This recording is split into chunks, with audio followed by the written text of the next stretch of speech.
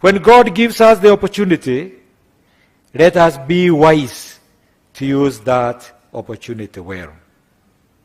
Let us serve God's purpose. Let us touch somebody in our lives. Let us make a difference when we have the opportunity. And for us to do that, there are a number of things to think about. There are things that can guide us for us to be people who will serve well those of our generation. Number one, we must be principled and spirited aright.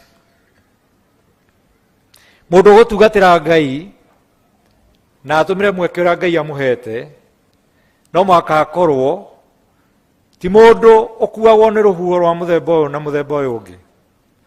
That man called Ng'ethe, Mr. Ng'ethe, who was speaking here, said that when this man stood to speak, he spoke like a lion.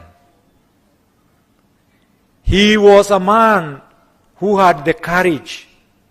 For you to serve God's purposes, you must have courage and you must have the right spirit. A person who is under God's curse cannot serve the people of his generation.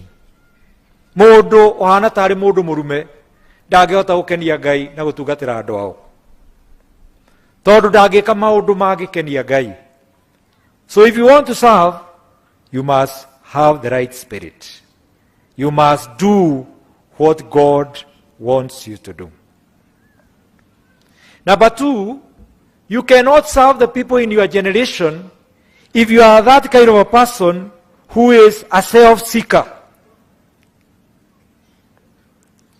You are only thinking about your own self as a person. And brothers and sisters, shida moja kubwa sana tunayo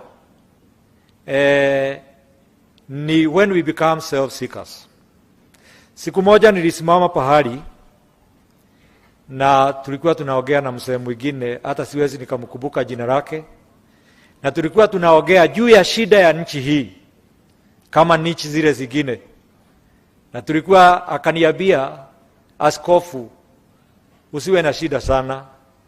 Sikuelewa aliposema shida ya nchi hii yetu ni kuwa na watoto wengi, so I did not understand. Sasa watoto wengi ina maana gani? Kaniambia, wewe umeshawahi kwenda pahali watoto wanagawiwa madisi, sweets and other goodies. Unaona mtoto anachukua kila kitu, hawezi kumaliza.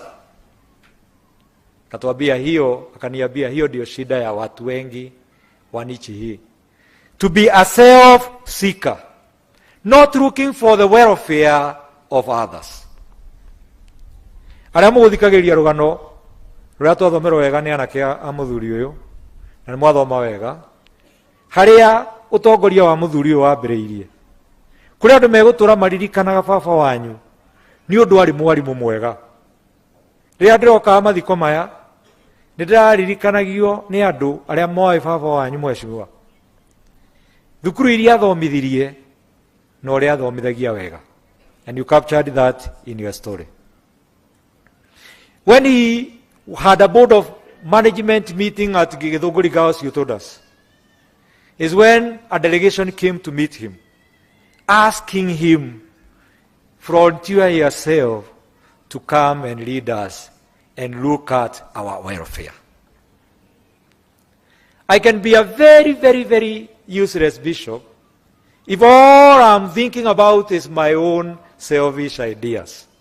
Because God has put me to serve the people of Muranga South and the Anglicans and everybody else. And I think it is very, very important. You cannot serve the will of God if you are only seeking your own selfish agendas. And I think there are many things that we have been told about this man. The effort that he put, even things that later on came to be CDF, he had those ideas at his time. We must bring the interest of others before our own interest. Even the Bible talks about love your neighbor as you love